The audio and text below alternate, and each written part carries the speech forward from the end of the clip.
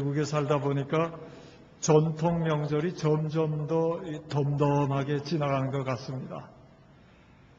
싱가포르에 처음 오신 분들 얘기를 들어보면 그래서 아쉽다는 분들도 조금 있지만 그래서 좋다는 분들이 더 많은 것 같습니다. 아마도 한국에서 겪었던 부담이 줄어들어서 좋게 느껴지는 것 같습니다. 이 추석은 원래 크게 치자면 세 가지 중요한 의미가 있다고 생각이 됩니다. 첫째는 그 한 해의 수확을 감사하는 날, 이것이 추석이죠. 둘째는 그 조상의 은덕을 기리는 날이죠. 셋째는 친척과 이웃이 서로 사랑하고 있음을 표현하는 날입니다. 여러 가지로 아주 풍성하고 행복한 날이 바로 추석이다, 그렇게 생각이 됩니다. 그래서 구체적으로는 이 추석을 세는데 어떻게 세냐 하면은 그 햇곡식, 그해 처음 수확한 그런 곡식으로 송편을 빚고 그 외에도 여러 음식을 만들어서 조상님께는 제사를 드리고, 전통적으로 제사를 드리고 또 성묘를 하고, 그리고 가족들 또 친척들이 모여서 그리고 이웃과 함께 그 준비한 음식들을 풍성히 나누는 그런 기분 좋은 날이 추석입니다. 그런데 신문 기사를 보면, 인터넷 통해서 이번에도 좀 이렇게 살펴보면 추석 미담보다는 추석 후유증에 대한 기사가 훨씬 더 많이 나온 것을 보게 됩니다.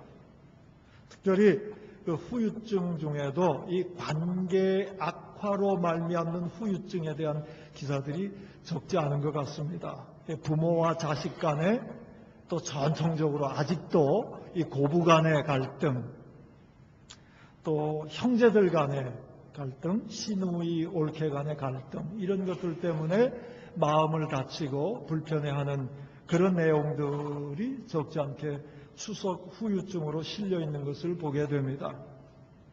오죽하면은 명절 이혼주의보라는 말이 다 나왔겠습니까? 무슨 얘기인지 아시죠? 명절 이혼주의보. 이 추석 이후에 명절 이혼주의보가 발령되고 있는 것입니다. 왜냐하면은 이런 추석이나 설 같은 명절 뒤에 이혼이 급증하기 때문입니다.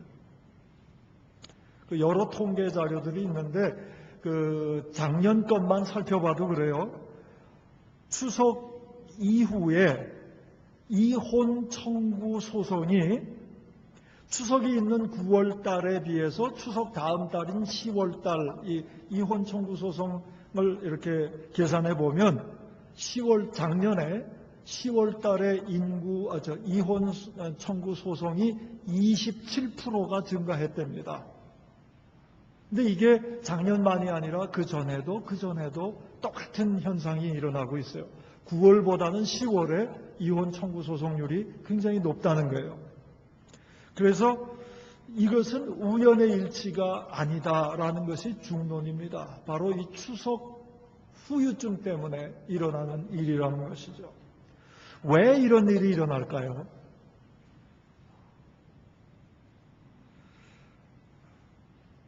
거기에 대한 답을 하기 전에 다른 얘기 하나 더 드리겠습니다. 어떤 교회의 한 장로님의 얘기인데, 실제로 어떤 목사님이 얘기해 주신 거예요. 근데 그 장로님은 예배 때만 되면 눈을 감으신대요. 이렇게 눈을 감고 예배를 드리신답니다. 그 이유는 그분이 졸아서 그런 게 아니라는 거예요. 그 목사님에 의하면 그분은 결코 예배 중에 졸 뿐이 아니라는 거예요. 이유는 그 장로님은 예배 드릴 때 눈을 감지 않으면 예배에 집중할 수 없기 때문에 눈을 감으신다는 것입니다.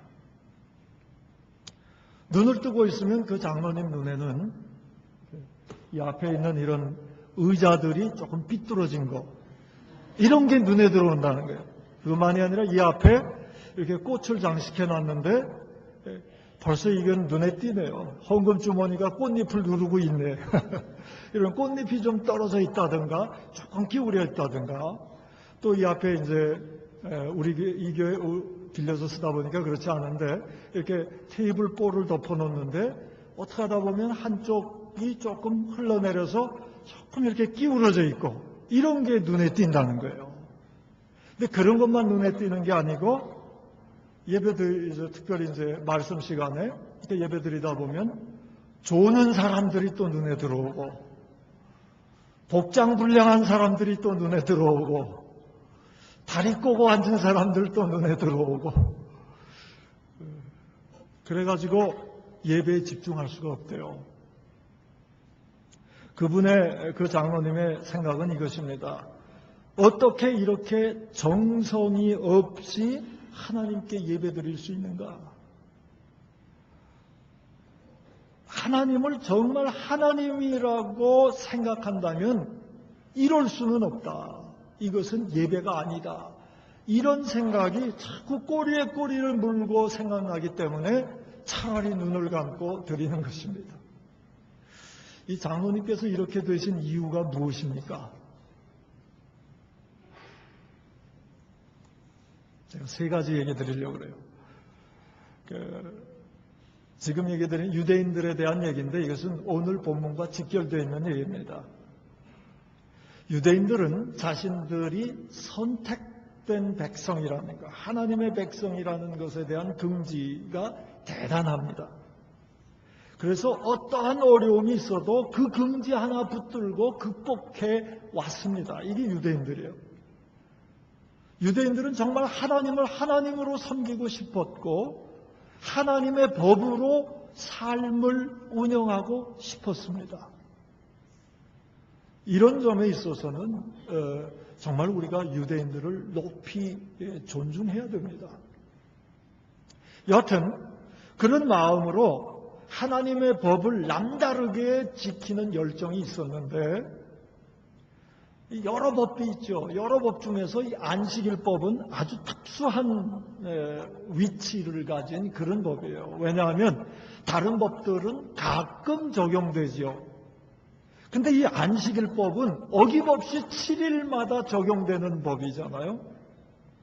7일마다 정기적으로 경험되는 그러한 법이기 때문에 안식일법을 굉장히 중요시 여겼고, 그래서 안식일에 관한 규정이 많았고 또한 엄했습니다. 출애굽기 31장 15절에 안식일법에 대해서 이렇게 얘기하고 있습니다. 엿새 동안은 일할 것이나 일곱째 날은 안식일이니 여호와께 거룩한 것이라. 안식일에 일하는 자는 누구든지 반드시 죽일지니라. 이렇게 엄했어요. 그런데 예수님께서 하필이면 안식일에 공적으로 유대인들의 마음을 끌고 놓았습니다. 그 얘기가 21절에 나오고 있습니다. 우리 21절을 잠깐 보겠습니다. 제가 번역합니다. 21절. 예수께서 대답하여 이르시되 내가 한 가지 일을 행하매 너희가 다 이로 말미암아 이상히 여기는도다. 이 한 가지 일이 유대인들의 마음에 걸렸다는 거예요. 여기서 말하는 이 한 가지 일은 요한복음 5장에 나온 사건을 가리키고 있는 것입니다. 요한복음 5장에 나온 사건, 베데스다 사건이죠. 베데스다 목가에 38년 동안이나 거동을 못하는 사람이 누워 있었는데 예수님이 그것을 고쳐주셨어요. 그 사건을 얘기하는 것입니다. 38년 동안이나 고통당하던 병자를 예수님께서 고쳐주었다면 모두가 다 기쁨 속에서 하나님을 찬양해야 될 거 아닙니까? 그런데 문제가 무엇이었냐면 그 병자를 고쳐준 그날이 안식일이었다는 것입니다. 예수님께서는 안식일에 일을 하신 거예요. 유대인들은 이것을 그냥 넘어갈 수 없었습니다. 안식일을 정말 정성스럽게 잘 지켜서 하나님께 영광을 돌리고 싶어 했고, 그래서 고통도 어려움도 불편도 감수하면서 여러 안식일 규정을 만들어서 지켰습니다. 그렇게 안식일에 정성을 다했는데 예수님이 그것을 가차없이 무너뜨린 것입니다. 그런 것을 보고도 가만히 있으면 안식이 하나님의 백성이 아닙니다. 유대인들이 그렇게 생각이 된 거예요.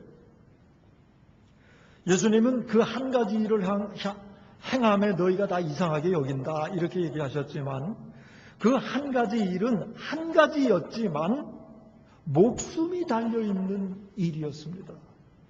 안식일을 범한 사람의 목숨만 달려있는 것이 아니고 그런 일을 보고도 소홀히 넘어가면 모든 유대인들의 삶과 목숨이 무의미해지는 그렇게 중요한 한 가지 일이었던 것입니다.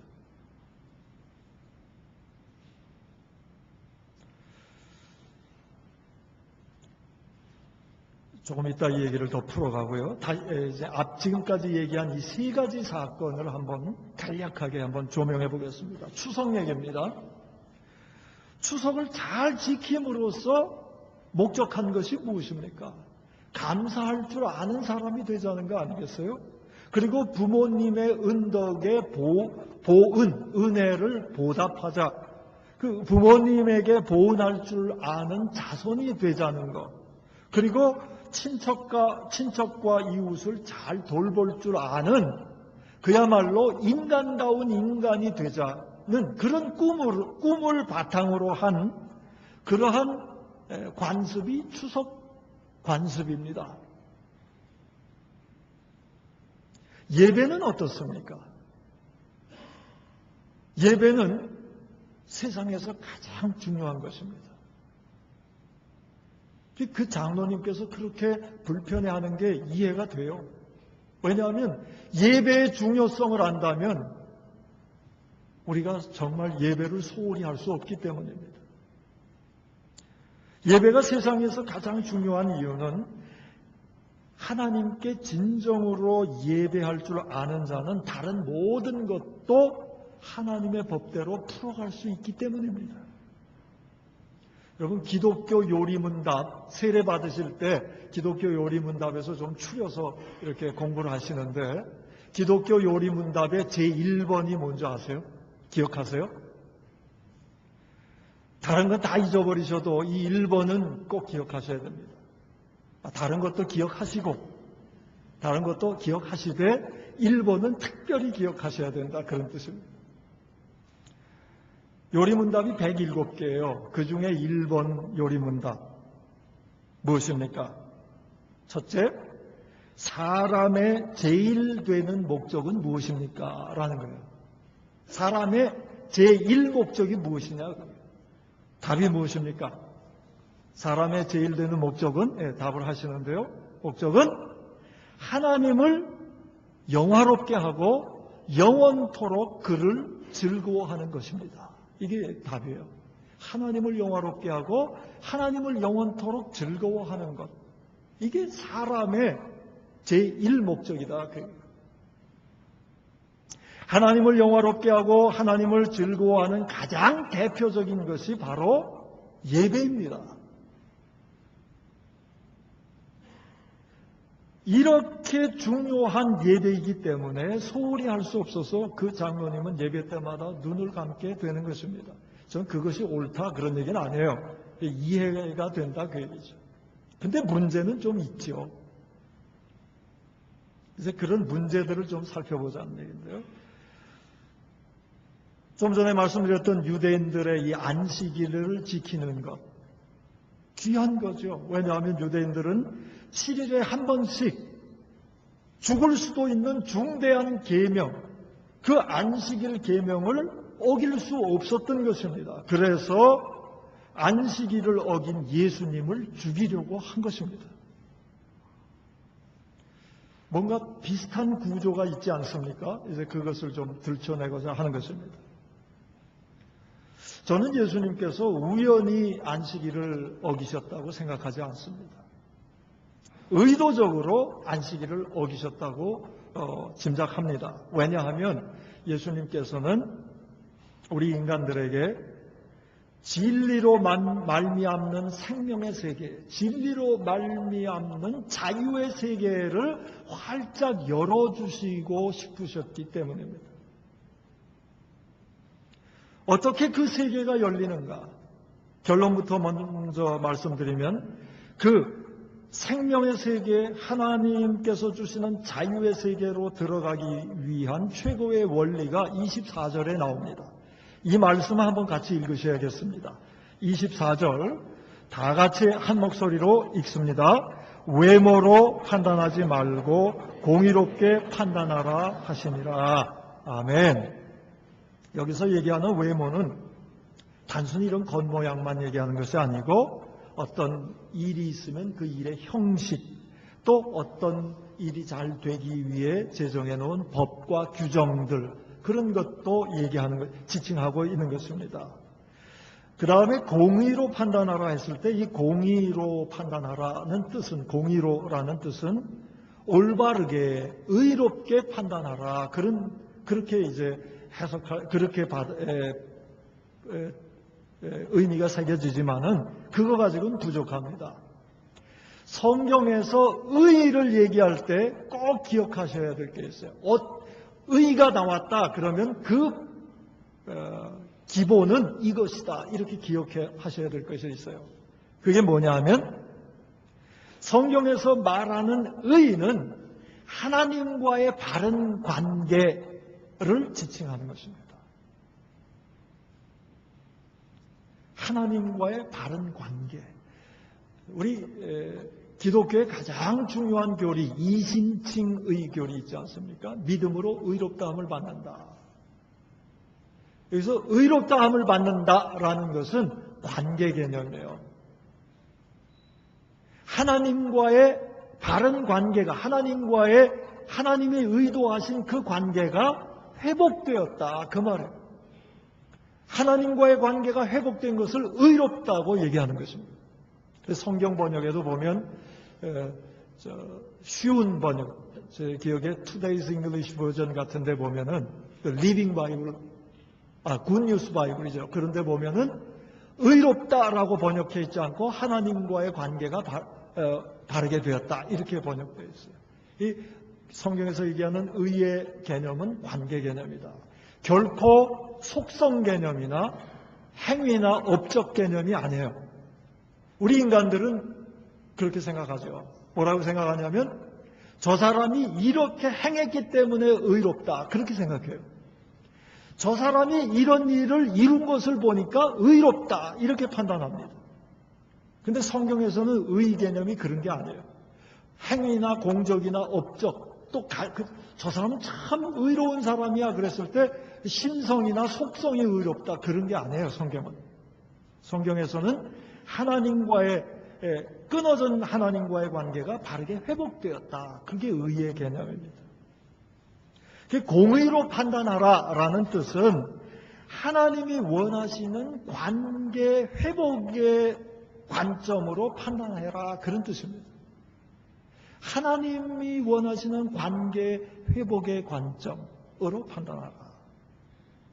그런데 예수님께서 이제 그런 각도에서 유대인들을 평가하시는 구절이 19절에 나옵니다. 19절에 보면 예수님이 이렇게 얘기하셨어요. 모세가 너희에게 율법을 주지 아니하였느냐? 이 율법은 하나님과의 바른 관계를 위해서 주신 거거든요. 사람들이 의롭게 되도록 주신 거예요.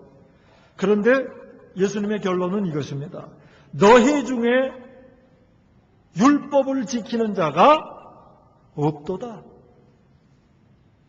너희가 어찌하여 나를 죽이려 하느냐.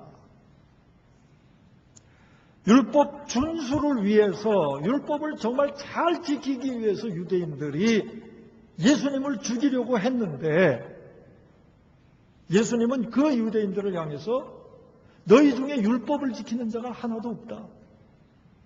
율법을 지키지 않는 사람들이 바로 너희들이다. 이 얘기를 하고 계시는 거예요. 이 얘기를 듣자 유대인들은 화가 머리끝까지 치솟았습니다. 그래서 20절에서 유대인들의 가장 심한 욕을 예수님께 하고 있습니다. 20절에 뭐라고 욕했습니까? 당신은 귀신 들렸도다. 우리는 뭐 어떻게 느껴질지 기분 좋지는 않죠. 이런 말 들으면은. 그렇지만 우리 감각하고는 좀 달라요. 유대인들은 이게 제일 기분 나쁜 욕이에요. 막 싸우고 막 이러다가 마지막에 당신 귀신 들렸네 이러면 그게 최고의 욕이에요. 예수님한테 이렇게 욕한 거예요. 유대인들과 예수님의 갈등이 갈 때까지 간 상태인 것입니다. 그럼에도 예수님은 포기하지 않으시고 생명의 길, 자유의 길을 찬찬히 풀어주십니다. 그렇게 풀어주시는 것이 22절에서 24절까지의 말씀인 것입니다. 22절에서 23절 사이에 있는 말씀을 잠깐 보겠습니다. 23절 말씀을 제가 읽겠습니다. 23절입니다. 모세의 율법을 범하지 아니하려고 사람이 안식일에 할례를 받는 일이 있거든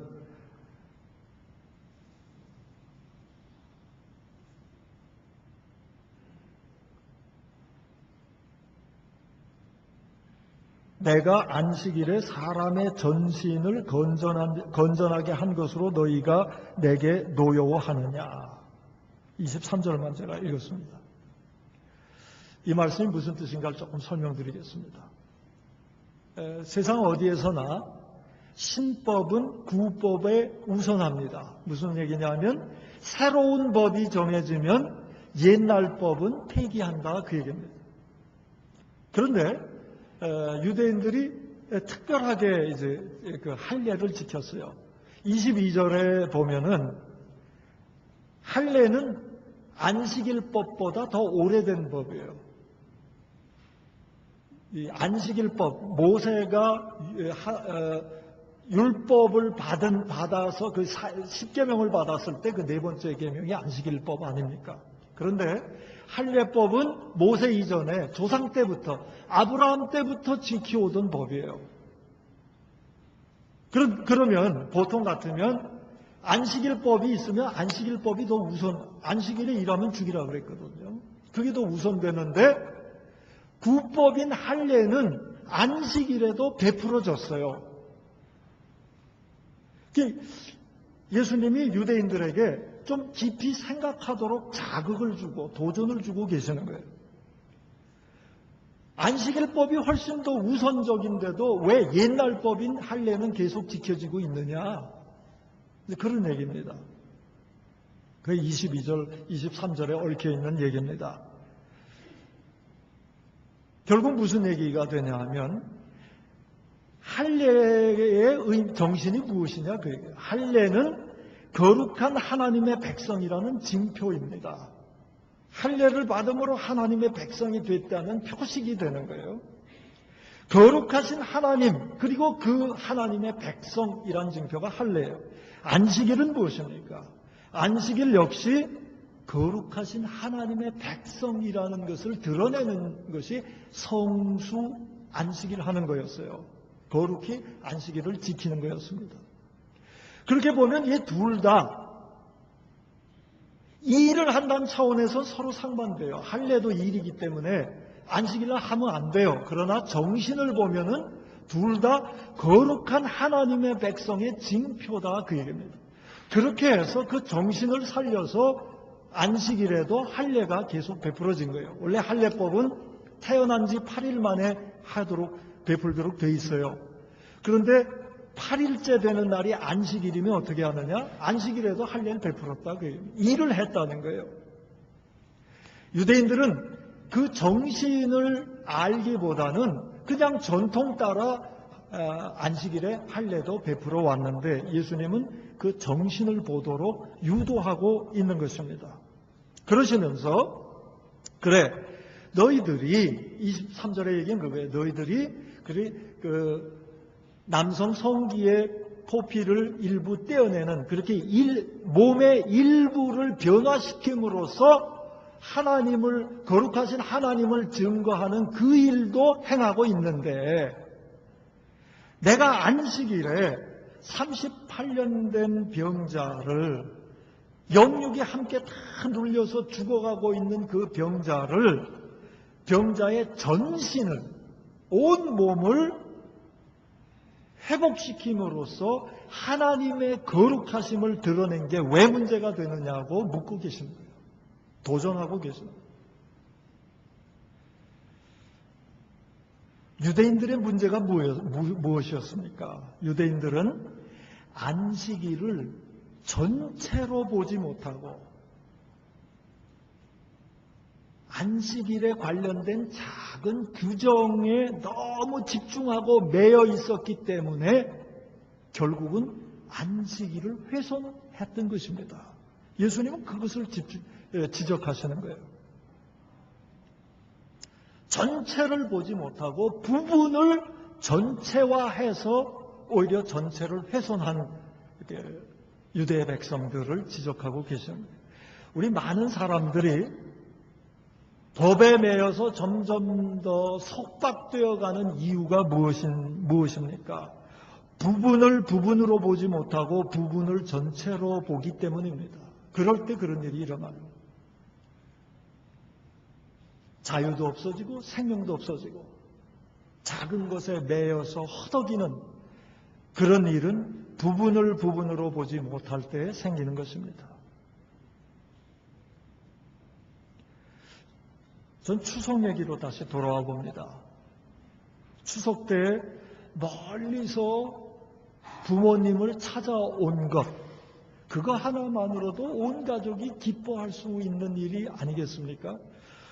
추석 전날의 교통 상황 제가 보니까는 서울에서 부산 가는데 10시간 걸렸다 그러더라고요.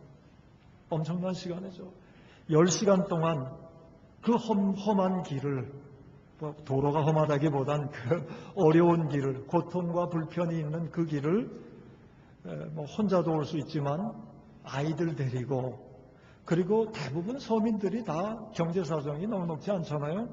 그럼에도 부모님께 드리고자 작지만 선물을 준비해서 그렇게 힘들여서 그 고통도 고통으로 느끼지 않고 기쁜 마음으로 그렇게 찾아왔다면 그거 하나만으로도 추석에 온 가족의 기쁨의 이유가 되는 것입니다. 제가 점수를 준다면 그렇게 여러 상황을 무릅쓰고 어려운 상황을 무릅쓰고 모였다는 것 하나만으로도 90점은 줄 수 있다고 생각합니다. 90점이면 A인데 그 A를 다 받았다고 생각이 돼요.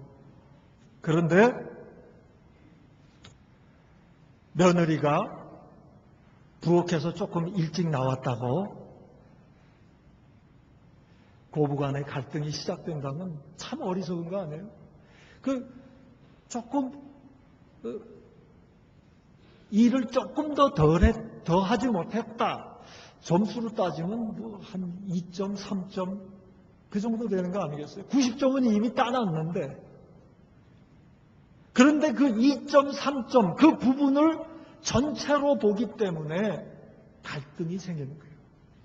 서로 속박하고 서로 고통을 주게 되는 것입니다.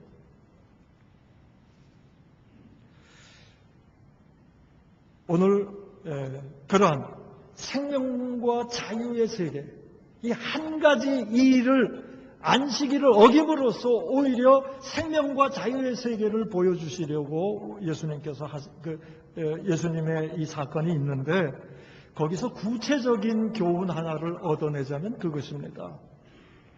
부분을 부분으로 여기라. 생각해 보세요. 많은 갈등이 어디서 나옵니까? 부분을 전체로 여기기 때문에 생기는 거예요. 어리석은 거예요. 미성숙한 겁니다.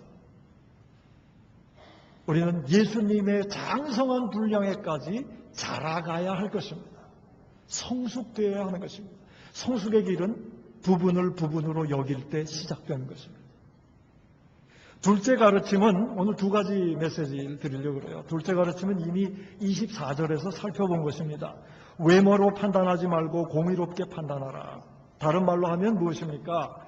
고정된 법에 얽매이지 말고 하나님의 그 관계 회복의 관점에서 보라는 거예요. 다른 말로 하면 그 법의 정신을 보아라. 그 법의 마음을 보아라. 그 얘기입니다. 저는 우리 그리스도를 생각할 때마다 참 좋으신 분이다. 정말 주님이 저를 사랑해 주셨고 저도 주님을 생각할 때마다 사랑하고 싶을 수밖에 없는 그런 분이다. 그런 생각이 들어요. 왜냐하면 우리 주님은 우리의 마음을 보시는 분이시기 때문에 외모나 행위나 업적이나 그런 거 보시지 않고 무슨 일을 했든지 간에 그 일을 보시지 않고 우리의 마음을 보아주시기 때문에요. 어떤 마음을 보십니까? 부족한 일, 허물, 잘못을 저질렀을 때도 그런 때일지라도 그저 주님, 이제는 주님만 바라봅니다. 이런 마음을 진심으로 갖는다면 우리 주님은 과거를 묻지 않으시는 분이에요. 과거에 우리가 행한 것을 보지 않으시는 분이에요. 그런 건 다 외모라는 거예요. 중요한 건 마음이라는 거예요. 그 마음이 뭐냐? 주님만 바라보는, 이제는 주님만 바라봅니다. 그런 마음. 그것을 영어로 얘기하면 회개인 것입니다. 회개가 원어적인 뜻이 하나님께로 돌아선다는 뜻입니다. 하나님께로 돌아서서 주님, 제가 잘나서가 아닙니다. 제가 잘해서가 아닙니다. 주님의 십자가를 보고 저 같은 사람도 받아들여 주시는 분이신 것을 알기 때문에 주님만을 바라봅니다. 내 마음을 주님께로 향합니다. 이 마음만 주님이 보신다는 거예요. 그 마음이 믿음이에요. 그 주님만 바라보고 주님을 영접하는 걸 믿음이라고 그럽니다. 주님은 우리의 믿음만 보시는 분이에요. 그렇게 우리의 마음만 보시는 분이시기 때문에 세상에서는 어떤 공격받을 일, 비난받을 일, 자기 자신도 참 후회가 되는 일, 그런 일을 했어도 우리 주님은 그거 다 외모로 여기시고 우리 인간들의 겉모습으로 여기시고 그 속에 담겨져 있는 우리의 마음, 주님을 향하는 마음만 봐주시기 때문에 우리에게는 언제나 소망이 있는 것입니다. 우리의 마음을 보시고 주님만을 향해 있다면 언제나 천국을 허락하시고 영원한 생명을 주시는 분이 우리 그리스도십니다.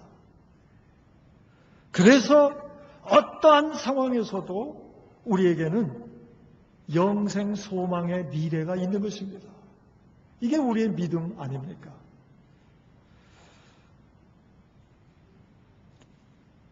여기서 이제 우리가 주변을 향해서 좀 시선을 돌릴 필요가 있습니다.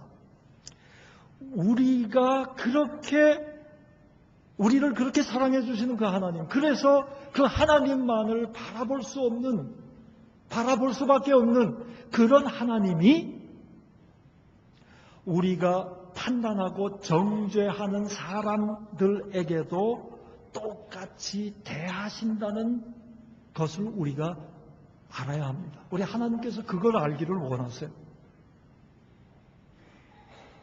나를 그렇게 사랑해 주신, 그렇게 용납해 주신 그 하나님이 다른 사람의 하나님이라는 것입니다. 그것을 아는 것이 성숙입니다.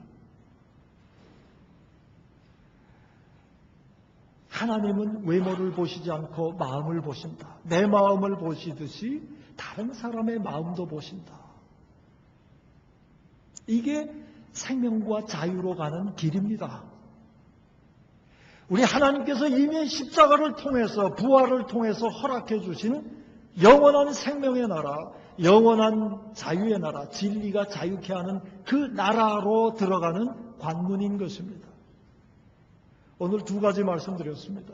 부분을 부분으로 여겨라. 외모에 얽매이지 말고 마음을 보라. 정신을 살피라. 법의 정신을 살피라. 우리가 법을 만드는 이유도 결국은 하나님의 그 넓은 자유의 세계, 생명의 세계를 향한 것입니다. 그리고 하나님은 우리의 마음을 보시는 분, 우리의 정신을 보시는 분. 부분을 부분으로 여기고 어떠한 외형에도 매이지 않고 하나님이 보시는 우리의 정신, 하나님이 보아주시는 우리의 마음을 서로 봄으로써 서로가 서로에게 하나님께서 주시는 생명과 자유를 선포하고 전해주는 저와 여러분 될 수 있기를 축원합니다. 좀 꿈이 생겨요. 이 생각하면 꿈이 생겨요. 추석 이혼주의보가 아니라 추석 행복 뭐라 그럴까요? 예표 이런 것들을 우리 크리스찬들이 좀 만들어가야 될 것 같아요. 우리가 주변을 향해서 생명을 선포하고 자유를 선포하게 될 때 부분을 부분으로 여기고 하나님이 보시는 그 정신과 마음을 보아줌으로 생명과 자유를 선포해 갈 때 언젠가는 추석 이후에는 이혼율이 급감하더라. 알고 보니까 우리 그리스도인들이 생명과 자유를 선포해서 그렇더라. 그런데 그 비결이 뭐냐? 부분을 부분으로 보는 성숙함이 있더라. 하나님이 보아주시는 그 마음을 우리 그리스도인들이 보아주더라. 이런 세상이 된다면 우리 하나님 얼마나 기뻐하시겠습니까? 우리는 그렇게 선포할 충분한 능력과 자격이 있습니다. 우리 그리스도께서는 바로 그 세계를 위해서, 우리를 위해서 십자가에서 생명을 바쳐주셨기 때문입니다. 그리고 부활로 새 세계를 증거해 주셨기 때문입니다. 우리가 받은 그 사랑을 기억하면서 그 사랑을 선포해주는 그러한 우리 싱가포르 한인교회 저와 여러분 될 수 있기를 축원합니다. 기도하겠습니다.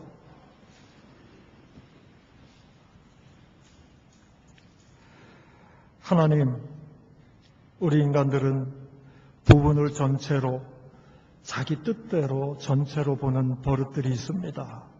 그리고 하나님이 보아주시는 정신과 마음을 보기보다는 사람이 세워놓은 형식과 법과 조항과 외모를 보는 어리석음이 있습니다. 오늘 말씀을 통해서 깨우쳐 주시니 감사합니다. 아버지 하나님, 추석이 있던 지난 주간 본의 아니게 미진하고 미흡하고 허물이 있었다면 아버지 하나님, 다음 한 주간, 추석 이후의 한 주간은 오늘 말씀대로 하나님께서 주시는 생명과 자유를 선포하는 주간으로 삼을 수 있도록 성령님 능력으로 함께해 주시옵소서. 그 능력은 오직 예수 그리스도의 십자가와 부활을 통해서 생기는 것을 저희들이 확인합니다. 아버지 하나님, 마음이 모질어지고 마음이 이그러지고 좁아질 때마다 그런 우리를 말하지 않으시고 주님만 바라보면 다 품어주시는 그 십자가의 증표를 기억하면서 하나님의 사랑으로 다시금 충만히 채워주시고 충만히 채워진 그 사랑과 은혜를 나누어주는 사랑과 은혜의 통로 될 수 있도록 우리를 들어서 주시옵소서. 예수님의 이름으로 기도하옵나이다. 아멘.